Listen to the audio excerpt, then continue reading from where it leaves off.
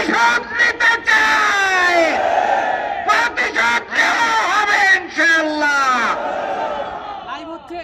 ভাই এবং বন্ধুরা, গতকালকের এই সমাবেশ ছিল প্রশাসন কর্তৃক আয়োজিত সমাবেশ। এই সমাবেশ ওখানকার জেলা প্রশাসন, উপজেলা প্রশাসন এবং শেরপুর ৩ নম্বর আসন থেকে আয়োজিত সমাবেশ।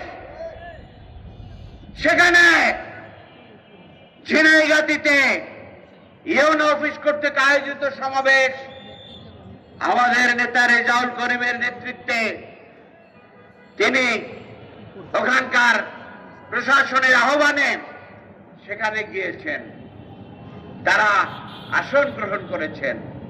এখানে হামলা হয় কিভাবে? কারা হামলা করলো? প্রকাশ্যে মানুষ খুন করলো, প্রকাশ্যে জামাত নেতাকে খুন করলো, প্রকাশ্যে নির্বাচনকে